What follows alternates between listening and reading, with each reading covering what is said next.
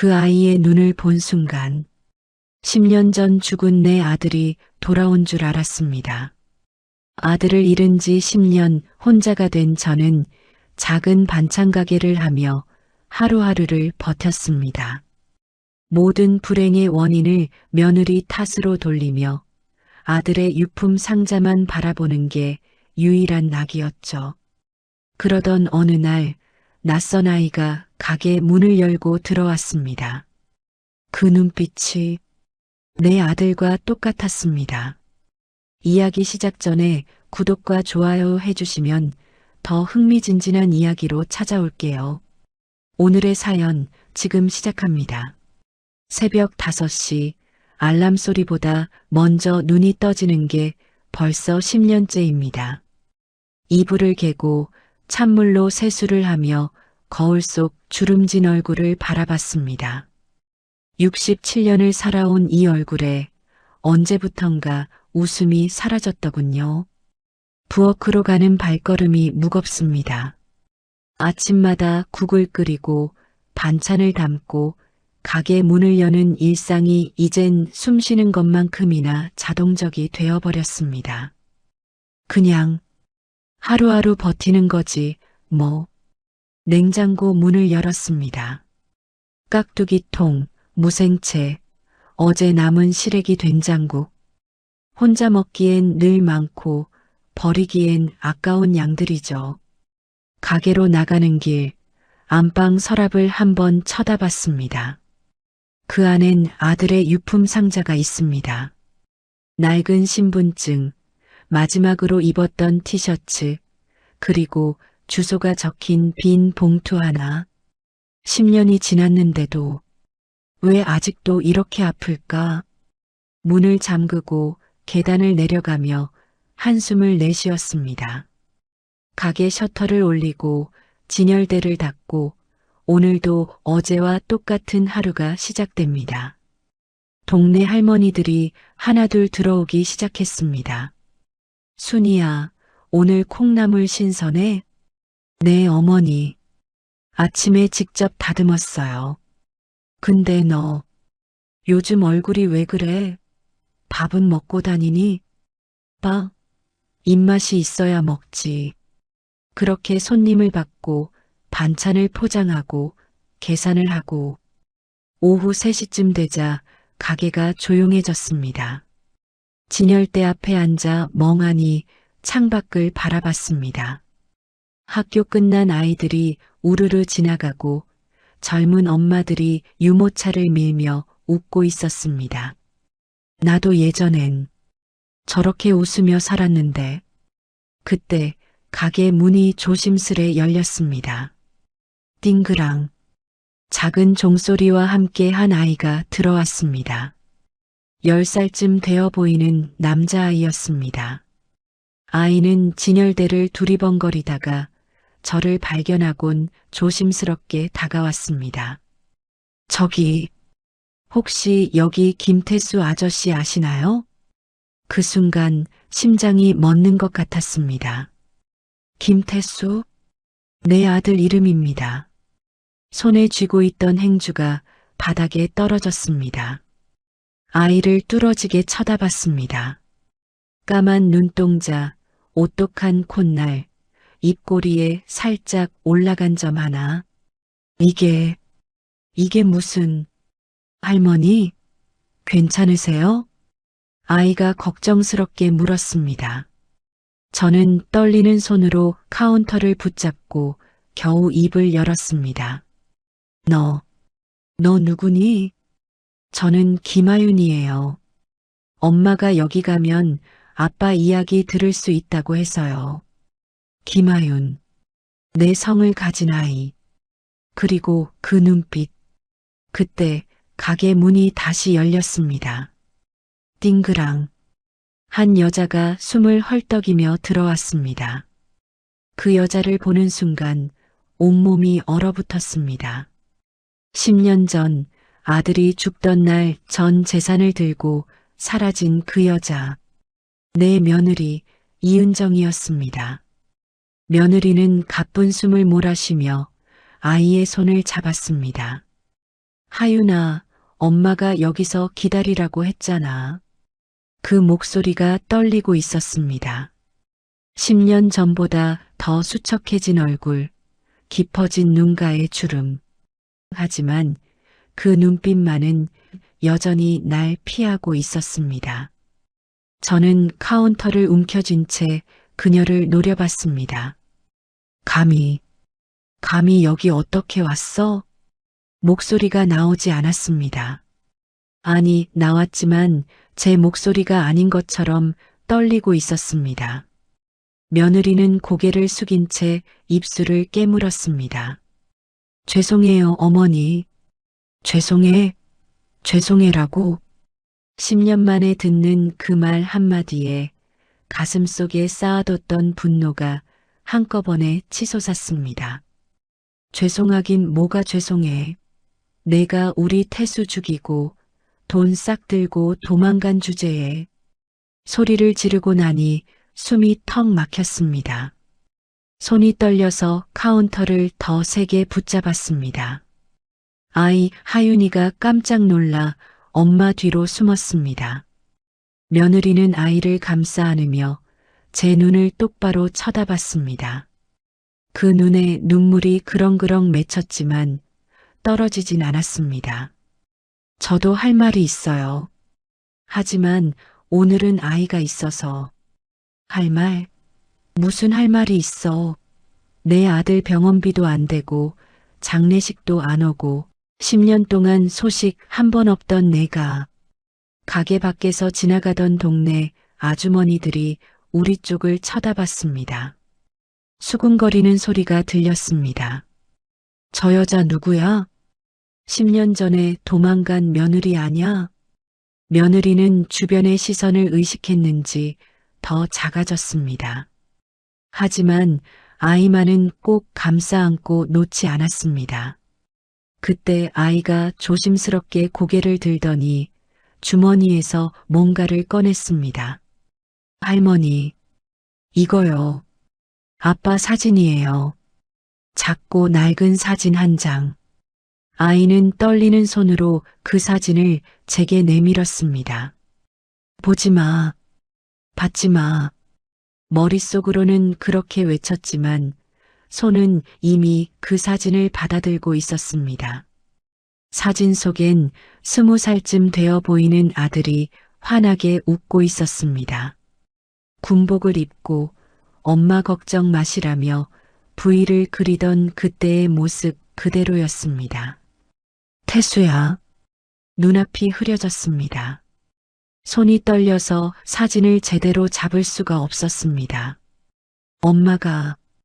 엄마가 매일 밤 이 사진 보면서 우셨어요. 아이의 목소리가 들렸습니다.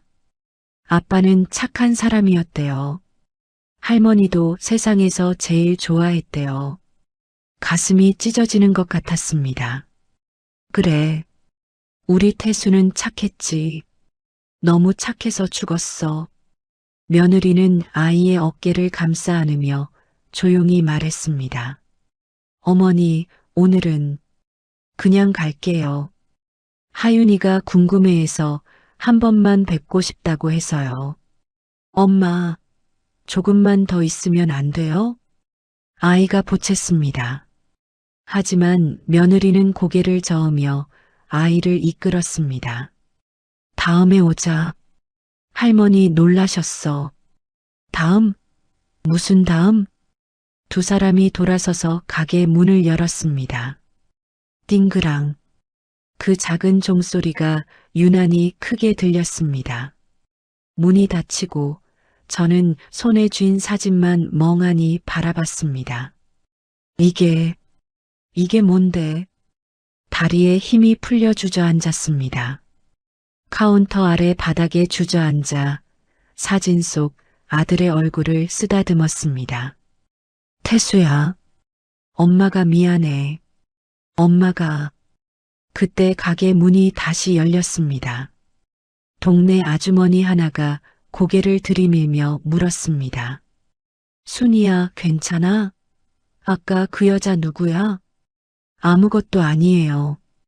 에이, 무슨 소리야. 10년 전에 도망간 며느리 맞지?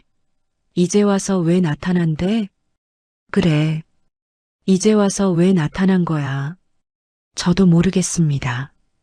하지만 한 가지는 확실했습니다. 그 아이의 눈빛이, 손에 쥔 이 사진이 제 마음 한구석을 흔들어 놓고 있다는 것을요. 그날 밤 잠이 오지 않았습니다. 침대에 누워 천장만 바라보다가 결국 일어나 안방 서랍을 열었습니다. 아들의 유품 상자, 10년 동안 한 번도 제대로 열어보지 못했던 그 상자를 무릎 위에 올려놓았습니다. 뚜껑을 여는 손이 떨렸습니다. 낡은 신분증, 군대 시절 편지, 결혼식 때 입었던 넥타이, 그리고 주소가 적힌 빈 봉투. 이 돈으로 뭘 한 거야, 은정아. 봉투를 만지작거리다가 오늘 아이가 건넨 사진을 꺼냈습니다. 사진 속 아들과 아이의 얼굴을 번갈아 봤습니다. 똑같았습니다. 눈매, 웃는 모습, 심지어 입꼬리의 점까지. 태수야, 내 아들이 이렇게 컸구나. 눈물이 주르륵 흘러내렸습니다. 다음 날 아침 가게 문을 열자마자 동네 아주머니들이 몰려왔습니다. 순이야, 어제 그 여자 진짜 며느리 맞아? 10년 만에 나타나다니 뻔뻔하긴. 돈 다 들고 튄 주제에 무슨 낯짝으로. 그만 좀 해요, 제발. 입 밖으론 내지 못하고 그저 고개만 끄덕였습니다. 맞아요. 며느리예요. 그럼 어쩔 거야? 쫓아내야지. 모르겠어요. 사실 저도 모르겠습니다. 쫓아내야 하는 건 맞는데 그 아이 얼굴이 자꾸만 떠올랐습니다. 오후 4시쯤 가게가 한산해졌을 때였습니다. 띵그랑 문이 열리고 그 아이가 혼자 들어왔습니다. 하윤이었습니다. 할머니. 아이는 조심스럽게 다가와 진열대 앞에 섰습니다. 너 혼자 왔니?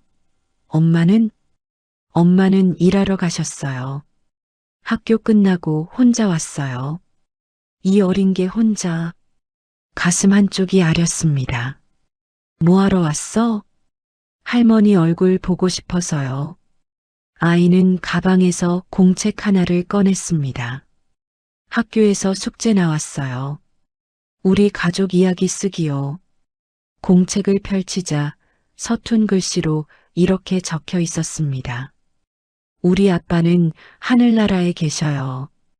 엄마 말로는 착하고 따뜻한 사람이었대요. 아빠에게는 엄마가 있었는데 우리 할머니예요. 할머니를 만나고 싶어요. 글씨가 흐려져 보였습니다. 이 아이는 할머니를 찾고 있었구나.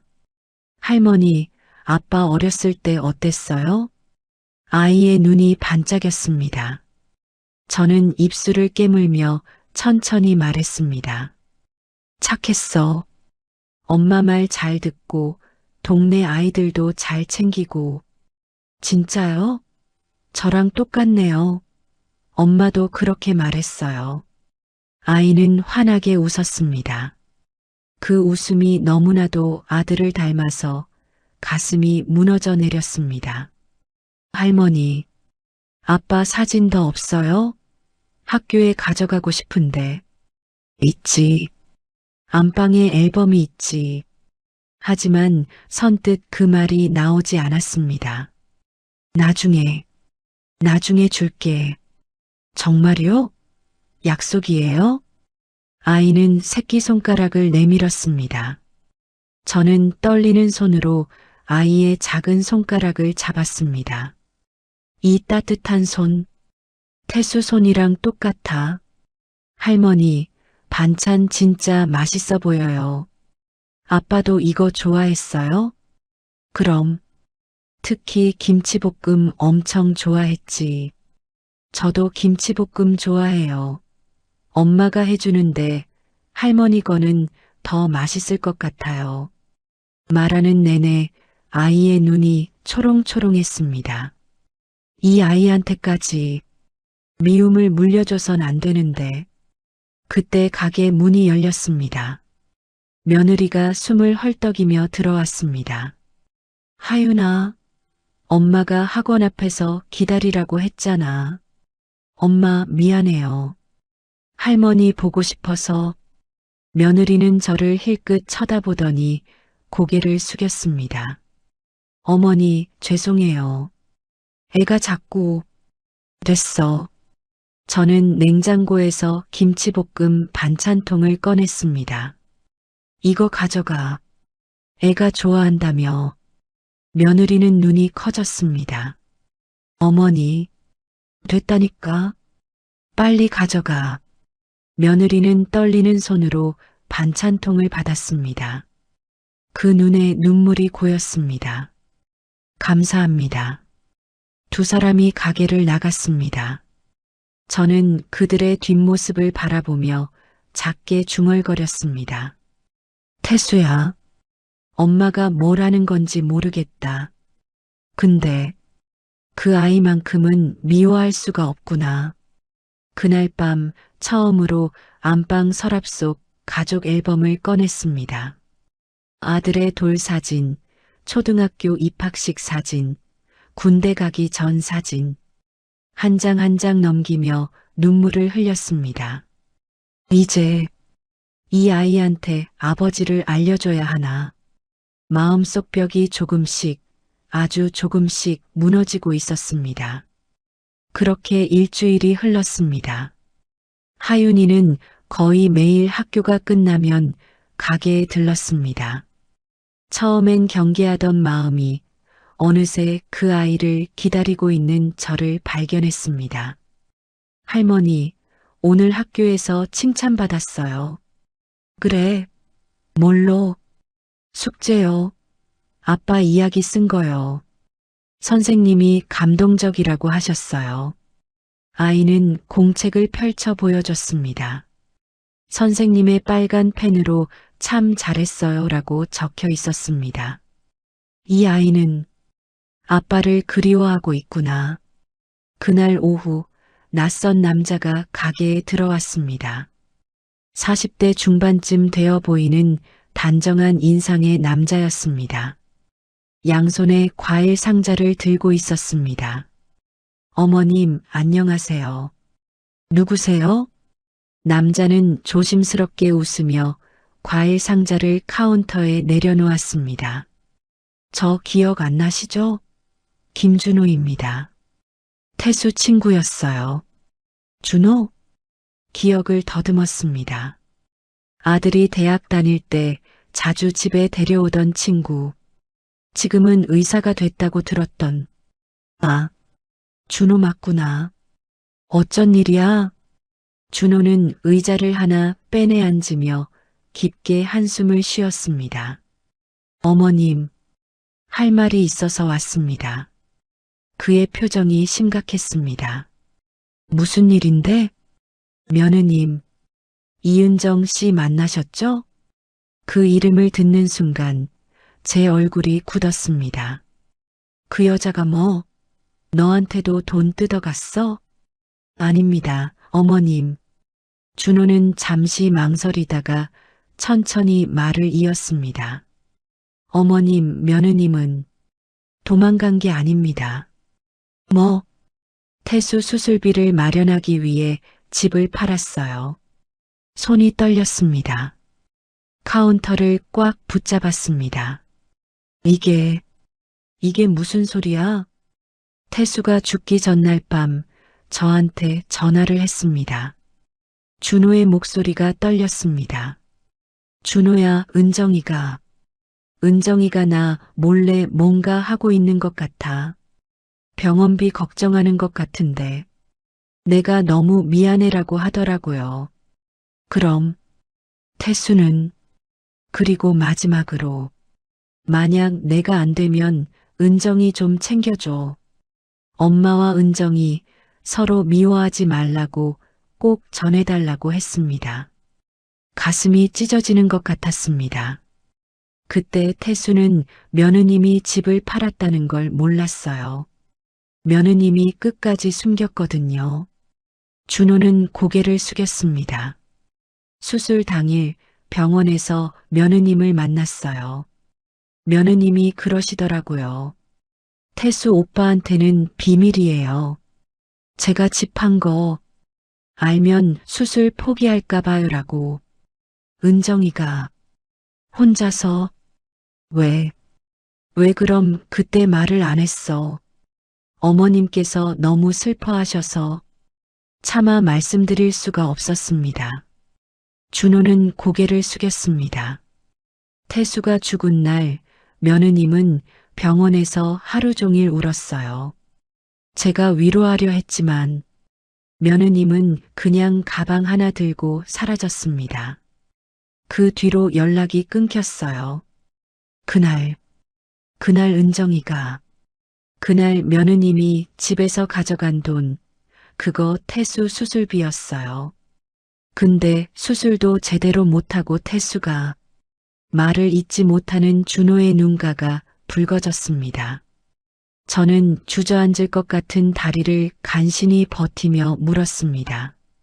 그럼 그 여자는 어디서 뭐하고 살았어? 준호는 주머니에서 봉투 하나를 꺼냈습니다. 며느님한테 전달하려고 가지고 있던 건데 태수가 생전에 며느님께 쓴 편지입니다. 수술 전날 저한테 맡기며 만약 자기가 안 되면 꼭 전해달라고 했어요. 봉투가 낡고 구겨져 있었습니다. 그런데 며느님 연락처를 몰라서 찾을 수가 없었습니다. 그러다 최근에 우연히 이 근처 식당에서 며느님을 봤어요. 식당? 그 여자가? 어머님, 며느님 정말 힘들게 살았어요. 혼자 애 키우면서 삭바느질에 식당 일까지 하더라고요. 준호의 말이 계속됐지만 귀에 제대로 들어오지 않았습니다. 내가 뭘 한 거야? 어머님, 이 편지 한번 읽어보세요. 태수가 며느님을 얼마나 사랑했는지 떨리는 손으로 편지를 받았습니다. 펼치려다가 손이 너무 떨려서 제대로 펼칠 수가 없었습니다. 죄송합니다, 어머님. 진작 말씀드렸어야 했는데 용기가 없었습니다. 준호는 고개를 숙인 채 메모지 하나를 카운터에 올려놓았습니다. 며느님 연락처 적어뒀습니다. 그리고 하윤이, 그 아이 정말 좋은 애예요. 태수를 꼭 닮았어요. 준호가 나가고 가게엔 저 혼자 남았습니다. 손에 쥔 편지와 메모지. 태수야, 엄마가 미안해. 엄마가 너무 미안해. 한참을 그대로 서 있다가 떨리는 손으로 편지를 펼쳤습니다. 은정아, 미안해. 아프다는 말도 못하고 걱정 끼쳐서 엄마한테 잘해줘. 엄마 평생 나만 보고 사셨어. 그리고 우리 아이 꼭 낳아줘. 아빠가 못 봐도 할머니가 사랑해 줄 거야. 엄마랑 싸우지 마. 둘 다 내가 제일 사랑하는 사람들이야. 사랑해, 은정아. 미안해. 편지를 읽는 내내 눈물이 멈추지 않았습니다. 아들의 글씨체가 흔들려 있었습니다. 얼마나 아파하며 이 글을 썼을까. 태수야, 엄마가 다 망쳤어. 편지를 가슴에 꼭 안고 주저앉았습니다. 얼마나 그렇게 있었을까. 해가 지고 가게 아니 어두워졌습니다. 겨우 몸을 일으켜 메모지를 집어들었습니다. 며느리의 전화번호가 적혀 있었습니다. 손이 떨렸지만 전화기를 들었습니다. 번호를 누르는 손가락이 제대로 움직이지 않았습니다. 3번을 틀리고 나서야 제대로 눌렀습니다. 신호음이 3번 울리고 며느리의 목소리가 들렸습니다. 여보세요? 목소리가 나오지 않았습니다. 입만 벙긋거렸습니다. 여보세요? 누구세요? 은정아. 전화기 너머로 며느리가 숨죽이는 소리가 들렸습니다. 어머니, 내일 시간 좀 낼 수 있니? 할 얘기가 있어서. 긴 침묵이 흘렀습니다. 며느리의 작은 숨소리만 들렸습니다. 네, 어머니. 내일 뵙겠습니다. 전화를 끊고 저는 아들의 편지를 다시 펼쳤습니다. 엄마랑 싸우지 마. 둘 다 내가 제일 사랑하는 사람들이야. 이제라도 제대로 해야지. 태수야, 엄마 용서해줘. 다음 날 오후 며느리가 가게에 들어왔습니다. 띵그랑. 문을 열고 들어서는 며느리의 얼굴은 창백했습니다. 어제보다 더 수척해 보였습니다. 어머니, 왔습니다. 앉아. 며느리는 조심스럽게 의자에 앉았습니다. 손을 무릎 위에 가지런히 모으고 고개를 숙인 채 제 눈을 피했습니다. 저는 카운터 서랍에서 아들의 편지를 꺼냈습니다. 준우한테 받았어. 편지를 테이블 위에 올려놓자 며느리의 손이 떨렸습니다. 이게, 며느리는 편지를 보더니 눈물을 흘렸습니다. 태수 오빠가 이걸 준호 씨한테 왜 말 안 했어? 왜 그냥 떠났어? 제 목소리가 떨렸습니다. 화가 나서가 아니라 너무 미안해서였습니다. 며느리는 한참을 말없이 눈물만 닦다가 천천히 입을 열었습니다. 죄송해요, 어머니. 그때 저도 어떻게 해야 할지 몰랐어요. 며느리의 목소리가 가라앉았습니다. 태수 오빠가 아프다는 걸 알게 된 건 병원에서 정밀 검사 받고 난 뒤였어요. 간암 말기라고 하더라고요. 간암 말기. 의사 선생님이 그러시더라고요. 수술하면 가능성이 있다고. 근데 수술비가. 며느리는 말을 잇지 못하고 고개를 떨구었습니다. 얼마였는데? 5천만 원이요. 저희한텐 너무 큰 돈이었어요. 며느리는 손수건으로 눈물을 닦았습니다. 태수 오빠는 수술 안 한대요. 어머니 모르게 그냥 가겠대요. 걱정 끼치기 싫다고. 이 바보 같은 자식? 가슴이 미어졌습니다. 저는 그럴 수 없었어요. 그래서 집을 팔기로 했어요. 집을? 네. 우리 신혼집이요. 태수 오빠 몰래 부동산에 내놨어요. 며느리의 목소리가 점점 작아졌습니다. 다행히 급하게 사겠다는 분이 나타났어요. 5,500만 원에요. 계약금 받고 바로 잔금 받기로 했어요. 그래서 그날 며느리는 떨리는 손으로 가방에서 낡은 통장 하나를 꺼냈습니다.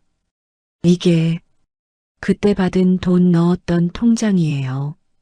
통장을 펼치자 10년 전 날짜에 5,500만 원 입금 기록이 있었습니다. 그리고 바로 다음 날 5천만 원 출금. 잔금 받던 날 바로 병원에 수술비 입금했어요. 태수 오빠는 제가 집 판 걸 몰랐어요. 며느리의 목소리가 흔들렸습니다. 수술 당일 아침 태수 오빠가 저한테 말했어요. 은정아, 미안해. 엄마한테 잘해줘. 내가 못다한 만큼. 그때 무슨 예감이 들었어요. 그때 수술실 들어가기 전에 태수 오빠가 제 손을 꼭 잡았어요.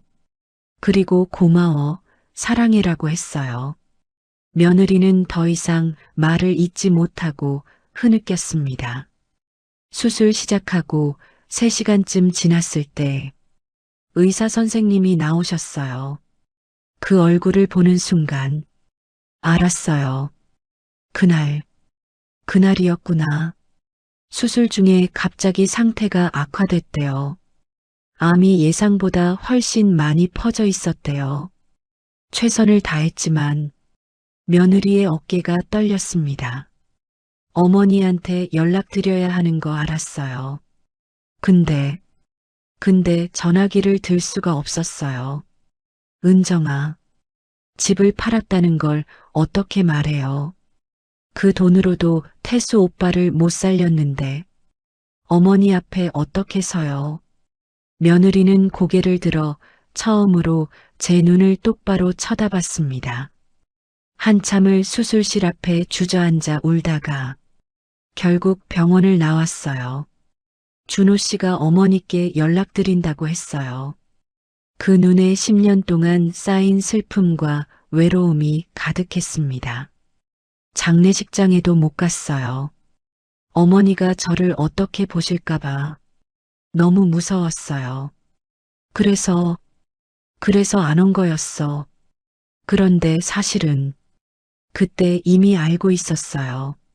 며느리는 가방에서 낡은 초음파 사진을 꺼냈습니다. 임신한 걸요. 태수 오빠가 병원 입원하기 일주일 전에 알았어요. 뭐라고? 태수 오빠한테 말하려다가 차마 말을 못했어요. 오빠가 너무 아파하고 있었거든요. 임신 사실 알면 더 괴로워할 것 같아서 며느리는 배를 쓸어내렸습니다. 그런데 태수 오빠가 준호 씨한테 이 편지를 남겼더라고요. 우리 아이 꼭 낳아줘라고. 며느리의 목소리가 떨렸습니다. 어쩌면 태수 오빠는 알고 있었던 것 같아요. 제가 임신한 거요. 제 입덧하는 모습 보고 그래서 수술실 들어가기 전에 더 꼭 안아줬던 것 같아요. 은정아, 왜 말 안 했어? 제 목소리가 커졌습니다. 그게 내 손주인데 왜 혼자 낳고 혼자 키우고. 며느리는 고개를 떨구며 작게 말했습니다. 어머니가 저를 미워하실 것 같아서요. 태수 오빠 죽였다고 돈 들고 도망갔다고. 미워해? 미워하긴. 내가 정말 미워했지. 가슴이 무너져 내렸습니다. 그래서 다른 동네로 가서 혼자 나왔어요. 삭바느질하고 식당 일하고 그렇게 하윤이를 키웠어요. 며느리는 가방에서 사진 한 장을 더 꺼냈습니다. 갓 태어난 아기를 안고 있는 며느리의 모습이었습니다.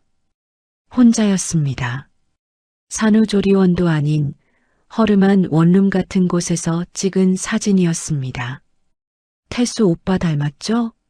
처음 하윤이 얼굴 봤을 때 태수 오빠가 돌아온 줄 알았어요. 태수야, 내가 이런 걸 남겼구나. 어머니 하윤이가 크면서 자꾸 아빠 얘기를 물어봤어요.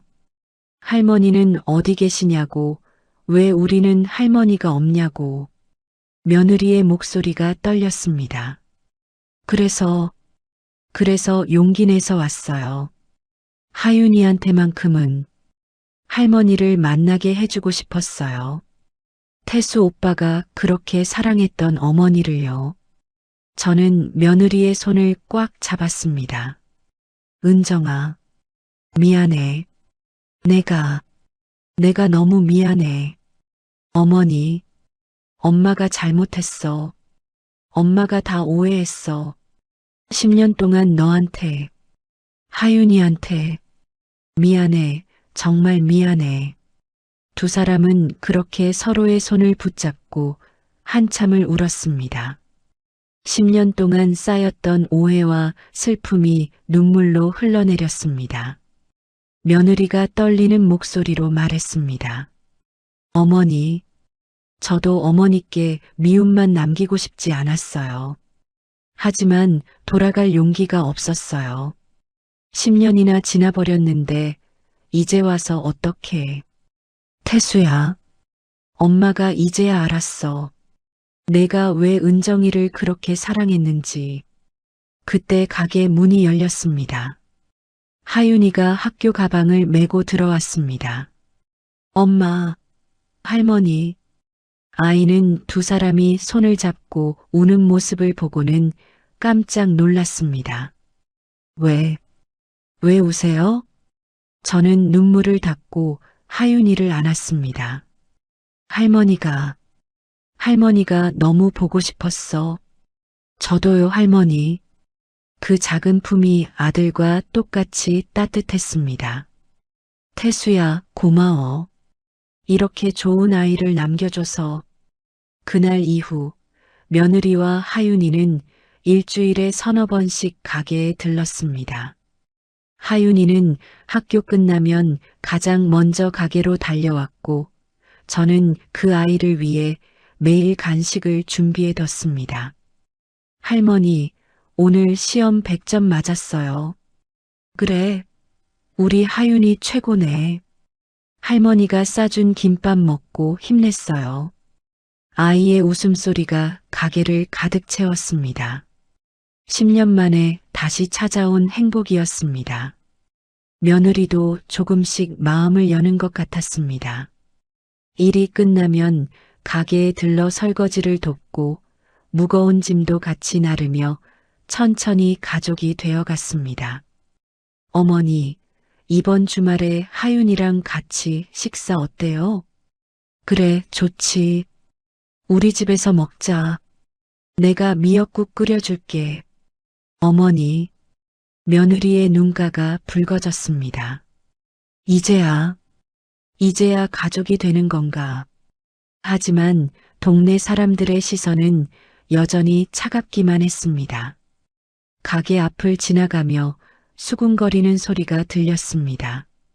순이야, 그 여자 진짜 받아주는 거야? 10년 동안 소식도 없다가 이제 와서 돈 때문에 온 거 아니야? 반찬 가게 잘 되니까. 귓가에 들리는 수군거림이 따가웠습니다. 하지만 저는 더 이상 그 말들에 흔들리지 않았습니다. 뭐라든 상관없어. 내 손주고 내 며느리야. 어느 날 저녁 저는 며느리에게 통장을 건넸습니다.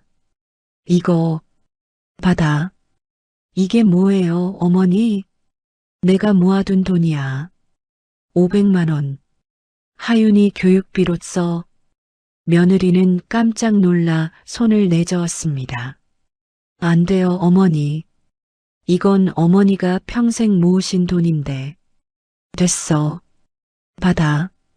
할머니가 손주한테 해주고 싶은 거야. 어머니, 저 괜찮아요. 식당 일도 하고 있고 하윤이 키우는 건 제가 할 수 있어요. 며느리는 통장을 도로 밀어냈습니다. 은정아, 어머니, 저 정말 돈 때문에 온 거 아니에요. 그냥 하윤이한테 할머니를 만나게 해주고 싶었을 뿐이에요. 이 아이가 정말 가슴이 뭉클했습니다. 그날 밤 저는 안방 서랍에서 아들의 유품 상자를 꺼냈습니다. 10년 동안 제대로 열지 못했던 그 상자를 하나하나 정리했습니다. 하윤이한테 줘야겠어. 아빠의 흔적들을, 낡은 시계, 군대 시절 편지, 결혼 반지, 그리고 상자 맨 밑에서 오래된 사진첩 하나가 나왔습니다. 펼쳐보니 아들과 며느리의 데이트 사진들이었습니다. 놀이공원에서, 바닷가에서, 집 앞 골목에서 두 사람이 얼마나 행복했는지 알 수 있었습니다. 태수야, 너 정말 행복했구나. 눈물이 주르륵 흘러내렸습니다. 사진들을 보며 며느리에게 줄 선물을 하나씩 골랐습니다. 아들이 아꼈던 시계, 신혼 때 찍은 사진들. 이제는 제대로 가족이 되어야지. 다음 날 오후 가게에 손님이 뜸했습니다. 진열대를 정리하고 있는데 동네 아주머니 몇 명이 들어왔습니다. 평소와 달리 표정이 심각했습니다. 순이야, 잠깐 얘기 좀 하자. 무슨 일이세요? 아주머니들은 서로 눈치를 보더니 한 명이 조심스럽게 입을 열었습니다. 그 며느리 말이야. 우리가 알아봤어. 뭘 알아봤다는 거야? 불안한 예감이 들었습니다. 그 여자 10년 전에 다른 남자 있었대. 심장이 철렁 내려앉았습니다. 무슨 소리예요? 내 친구 딸이 그 여자랑 같은 동네 살았대. 태수 죽고 얼마 안 돼서 남자랑 같이 다니는 거 봤대. 그래, 맞아. 그래서 도망간 거 아니겠어? 그 남자 따라서. 아니야. 아닐 거야. 그리고 말이야. 그 아이 정말 태수 아들 맞아? 나이 계산하면 좀 이상하지 않아? 혹시 그 남자 아이 아닐까? 돈 받으려고 태수 아들이라고 거짓말하는 거 아냐? 가슴이 터질 것 같았습니다. 그만하세요. 순이야, 우리 내 생각해서 하는 말이야. 속지 마. 그 여자 돈 노리고 온 거라니까. 10년 동안 소식도 없다가 이제 와서 나타난 거 이상하잖아. 아주머니들이 나가고 저는 카운터에 주저앉았습니다. 아니야. 은정이는 그런 애가 아니야. 하지만 머릿속에서 의심이 자라기 시작했습니다. 정말 하윤이가 태수 아들이 맞나? 다른 남자는 누구지? 밤새 잠을 이루지 못했습니다. 천장만 바라보며 아주머니들의 말이 계속 귓가에 맴돌았습니다. 아니야, 하윤이 얼굴을 봐. 태수랑 똑같잖아. 하지만 의심은 쉽게 사라지지 않았습니다. 다음 날 저녁 며느리에게 전화가 왔습니다. 어머니, 내일 저녁에 우리 집에서 밥 먹어요. 제가 요리 배워서 해드리고 싶어요. 은정아. 네, 어머니. 말을 꺼내야 할지 말아야 할지 망설였습니다. 하지만 결국 입이 열렸습니다. 하윤이. 정말 태수 아들 맞지? 전화기 너머로 침묵이 흘렀습니다. 긴 침묵이었습니다. 어머니, 그게 무슨 말씀이세요? 며느리의 목소리가 떨렸습니다. 동네 사람들이 그러는데 내가 태수 죽고 다른 남자 만났다고. 그 남자랑 같이 다니는 거 봤대. 며느리의 숨소리가 거칠어졌습니다. 어머니, 저를 못 믿으세요? 아니야, 그게 아니라 나도 그냥 확인하고 싶어서. 어머니도 그렇게 생각하시는 거예요? 제가 거짓말했다고? 하윤이가 태수 오빠 아들이 아니라고? 며느리의 목소리가 점점 커졌습니다. 은정아, 진정해. 나는 그냥 10년 동안 혼자 얼마나 힘들었는지 아세요? 하윤이 키우느라 얼마나 아팠는지 아세요? 며느리가 울먹이는 소리가 들렸습니다.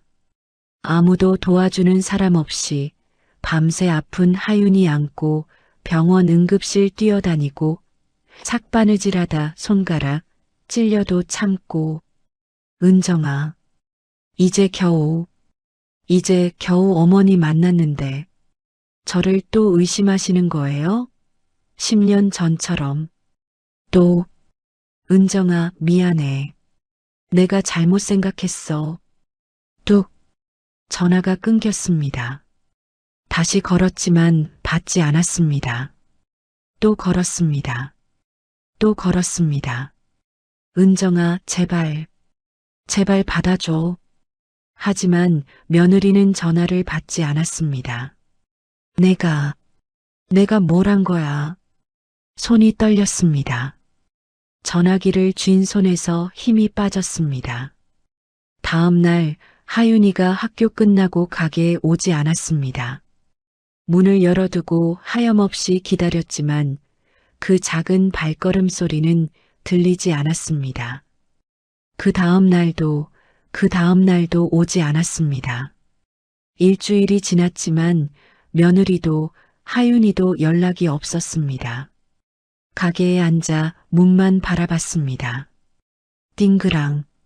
종소리가 날 때마다 고개를 들었지만 하윤이가 아니었습니다. 제발, 제발 와줘. 밥맛도 없고 잠도 오지 않았습니다. 하윤이가 좋아하던 김밥을 만들어 놨지만 아무도 먹으러 오지 않았습니다. 어느 날 밤 준호에게 전화를 걸었습니다. 준호야, 은정이 좀 찾아줄래? 연락이 안 돼. 어머님, 무슨 일 있으셨어요? 사정을 설명하자 준호가 깊은 한숨을 쉬었습니다. 어머님, 며느님 정말 힘들게 사셨어요. 그런 말씀하시면 안 됐어요. 나도 알아. 근데 어쩌다 보니 동네 사람들이 자꾸 동네 사람들 말은 신경 쓰지 마세요. 며느님이 얼마나 힘들게 하윤이 키웠는지 제가 봤어요. 그럼 그 남자는? 아, 그거요? 며느님 친오빠예요. 며느님 출산할 때 잠깐 도와주러 왔었어요. 그것도 몇 번 안 됐어요. 오빠였어? 머리가 멍해졌습니다. 제가 한번 찾아볼게요. 어머님, 며느님한테 제대로 사과하셔야 해요. 전화를 끊고 며느리가 준 사진들을 꺼내봤습니다. 하윤이의 얼굴, 아들의 얼굴. 똑같아. 어떻게 안 닮았다고 생각했을까? 그때 깨달았습니다. 내가 또 은정이를 밀어낸 거야. 10년 전처럼 또다시 남의 말만 듣고 제대로 확인도 안 하고 며느리를 의심했습니다. 가슴이 찢어지는 것 같았습니다. 태수야, 엄마가 또 잘못했어. 또 일주일째 며느리와 하윤이는 나타나지 않았습니다. 가게 문을 열어도 진열대를 정리해도 모든 게 의미가 없었습니다. 은정아, 제발 한 번만 더 기회를 줘. 손님들이 와도 제대로 응대하지 못했습니다. 순이야, 괜찮아? 얼굴이 왜 그래? 네, 괜찮아요. 괜찮을 리 없었습니다. 밤마다 며느리에게 문자를 보냈습니다. 은정아, 미안해. 엄마가 잘못했어. 한 번만 더 기회를 줘. 하윤이 얼굴만이라도 보고 싶구나. 하지만 답장은 오지 않았습니다. 읽음 표시조차 뜨지 않았습니다. 전화번호를 바꾼 건가? 그날도 가게 문을 닫고 집으로 돌아가는 길이었습니다. 발걸음이 무거웠습니다. 혼자 돌아가는 집이 너무 싫었습니다. 하윤이가 오면 이것도 해주고 저것도 해주려고 했는데 골목을 돌아서는데 저 멀리서 구급차 사이렌 소리가 들렸습니다. 점점 가까워지는 소리에 무심코 고개를 들었습니다. 구급차가 제가 사는 동네 쪽으로 들어갔습니다. 누가 다쳤나? 발걸음을 재촉했습니다. 그런데 구급차가 선 곳이 며느리가 사는 빌라 앞이었습니다. 설마. 가슴이 철렁 내려앉았습니다. 뛰어갔습니다. 67살 노인이 뛰는 건 위험하다는 걸 알지만 멈출 수가 없었습니다. 구급차 앞에 사람들이 모여 있었습니다. 무슨 일이에요? 아이가 차에 치였대요. 학교 끝나고 혼자 걷다가 아이, 설마. 사람들 사이를 헤치고 들어갔습니다. 그때 구급대원들이 들것을 옮기고 있었습니다. 들것에 누운 아이가 보였습니다. 하윤이었습니다. 안 돼. 안 돼. 하윤아. 달려가려는데 구급대원이 막았습니다. 보호자세요? 제 손주예요. 지금 환자 상태가 안 좋습니다. 빨리 병원으로 가야 해요. 그때 며느리가 허둥지둥 뛰어왔습니다. 하윤아, 우리 하윤이. 며느리는 일하던 식당 앞치마를 그대로 입은 채였습니다. 식당에서 급히 달려온 모습이었습니다. 얼굴이 새하얗게 질려 있었습니다. 하윤아, 엄마 여기 있어. 며느리는 하윤이에게 달려가 손을 붙잡았습니다. 괜찮아, 괜찮을 거야. 하윤이는 눈을 감은 채 축 늘어져 있었습니다. 이마에서 피가 흘러내렸습니다. 태수야, 제발 아니야. 제발, 빨리 출발해야 합니다. 보호자분 타세요. 구급대원이 소리쳤습니다. 며느리가 구급차에 올라타려는데 저도 따라 올라탔습니다. 저도 갈게요. 며느리는 저를 쳐다봤습니다.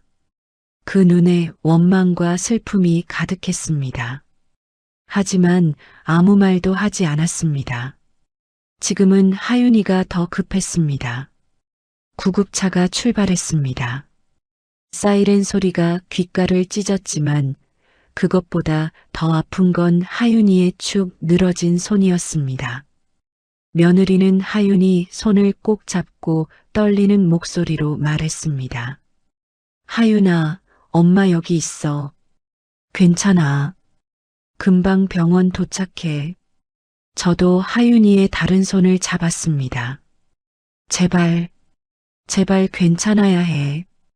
병원에 도착했습니다. 하윤이는 곧바로 응급실로 들어갔습니다. 며느리와 저는 응급실 밖 의자에 앉았습니다. 긴 침묵이 흘렀습니다. 며느리는 두 손으로 얼굴을 감싸고 흐느꼈습니다. 제 잘못이에요. 제가 하윤이 혼자 두고 일 나갔어요. 은정아, 요즘 하윤이가 할머니 보고 싶다고 매일 울었어요. 근데 저는 어머니가 너무 원망스러워서 가지 말라고 했어요. 며느리의 목소리가 떨렸습니다. 오늘도 학원 가는 척하고 나갔나 봐요. 할머니 가게로. 나한테 오려다가 가슴이 무너져 내렸습니다. 은정아, 미안해. 다 내 잘못이야. 어머니, 하윤이가 죽으면 저는 어떻게 해요? 하윤이까지 잃으면. 며느리는 바닥에 주저앉아 울었습니다. 저도 며느리 옆에 무릎을 꿇었습니다. 안 돼. 하윤이는 괜찮을 거야. 우리 하윤이는 꼭 괜찮을 거야. 어머니. 두 사람은 그렇게 서로 붙잡고 울었습니다. 10년 동안 쌓였던 벽이 하윤이를 통해 무너져 내렸습니다. 1시간이 지났습니다. 2시간이 지났습니다. 응급실 문은 열리지 않았습니다. 며느리는 가만히 앉아있지 못하고 복도를 왔다 갔다 했습니다. 저는 의자에 앉아 손을 모으고 기도했습니다. 태수야, 제발 하윤이 살려줘. 엄마가 잘못했어. 이번엔 제대로 할게. 그때 준호가 뛰어왔습니다. 어머님, 은정씨, 준호야. 하윤이 어때요? 의사 선생님은 뭐래요? 아직 아무 소식 없어. 준호는 간호사에게 물어보러 갔습니다. 잠시 후 돌아와서 조심스럽게 말했습니다. 머리를 다쳐서 지금 CT 검사 중이래요. 곧 결과 나온대요. 며느리는 더 크게 울었습니다. 머리를 다쳤다고? 아들도 그렇게 갔습니다. 수술대 위에서 안 돼. 하윤이까지는 안 돼. 준호가 며느리 어깨를 감싸며 말했습니다. 은정 씨, 진정하세요. 하윤이 괜찮을 거예요. 그때 응급실 문이 열렸습니다. 의사가 나왔습니다. 세 사람은 동시에 벌떡 일어났습니다. 보호자분들이시죠? 네, 네. 며느리가 떨리는 목소리로 대답했습니다. 의사는 서류를 보며 말했습니다. 다행히 큰 문제는 없습니다. 뇌출혈이나 골절 같은 건 없고요. 다행이다. 다행이야. 다리에 힘이 풀려 주저앉을 뻔했습니다. 며느리는 의사 앞에서 무릎을 꿇었습니다. 감사합니다. 정말 감사합니다. 일어나세요. 다만 머리를 세게 부딪혀서 뇌진탕이 있습니다. 며칠간 입원 관찰이 필요합니다. 의식은 있나요? 며느리가 떨리는 목소리로 물었습니다. 네, 조금 전에 깨어났습니다. 지금은 안정을 취하고 있고요. 곧 병실로 옮길 겁니다. 며느리는 그 자리에 주저앉아 울었습니다. 하윤아, 우리 하윤이. 저도 눈물이 주르륵 흘러내렸습니다. 태수야, 고마워. 하윤이 지켜줘서. 하윤이는 병실로 옮겨졌습니다. 머리에 붕대를 감고 누워있는 모습이 너무 작아 보였습니다. 며느리는 하윤이 침대 옆에 앉아 손을 꼭 잡았습니다. 저는 문 앞에 서서 그 모습을 바라봤습니다. 들어가도 될까? 은정이가 날 보고 싶지 않을 텐데. 망설이고 있는데 하윤이가 눈을 떴습니다. 엄마, 하윤아, 깨어났니? 할머니는요? 하윤이는 주위를 두리번거리며 저를 찾았습니다. 할머니, 어디 계세요? 하윤아. 며느리가 말을 흐렸습니다. 저는 조심스럽게 병실 안으로 들어갔습니다. 할머니 여기 있어. 하윤이는 저를 보자 눈물을 흘렸습니다. 할머니, 보고 싶었어요. 할머니도 너무 보고 싶었어. 하윤이 침대 옆에 무릎 꿇고 앉았습니다. 하윤이의 작은 손을 잡았습니다. 할머니, 미안해요. 엄마가 가지 말래서. 근데 할머니 보고 싶어서 몰래 나왔어요. 아니야, 할머니가 미안해. 할머니 때문에 너 다쳤잖아. 목이 메어 더 이상 말을 잇지 못했습니다. 며느리는 고개를 돌려 눈물을 닦았습니다. 할머니, 저 이제 가게 가도 돼요? 그럼 매일 와. 할머니가 맛있는 거 많이 해줄게. 진짜요? 하윤이는 환하게 웃었습니다. 붕대를 감고 있어도 그 웃음은 여전히 아들을 닮아 있었습니다. 그날 밤 저는 병실 밖 복도 의자에 앉아 있었습니다. 며느리는 병실 안에서 하윤이를 돌보고 있었습니다. 준호가 커피를 건네며 옆에 앉았습니다.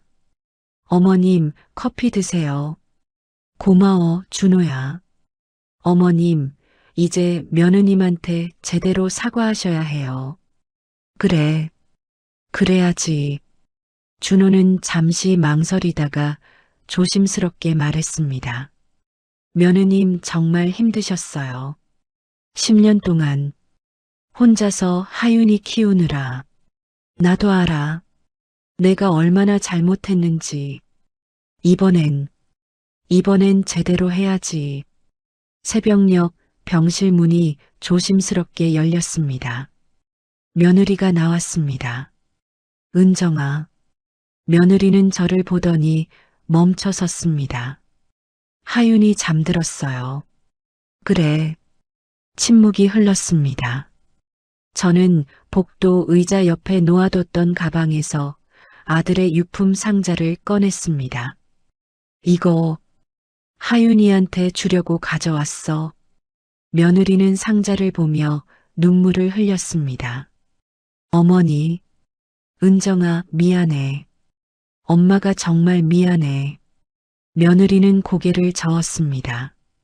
동네 사람들 말 듣고 너 의심하고 10년 전에도 그랬고 이번에도 그랬고 목이 메어 말을 잇지 못했습니다. 엄마가 너무 잘못했어. 용서해줘.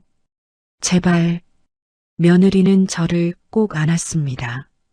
어머니, 저도 미안해요. 너무 삐쳐서 하윤이 아프게 했어요. 아니야, 내 잘못이 아니야. 다 내 잘못이야. 두 사람은 그렇게 새벽 복도에서 한참을 울었습니다. 지나가던 간호사가 걱정스럽게 쳐다봤지만 우리는 멈출 수가 없었습니다.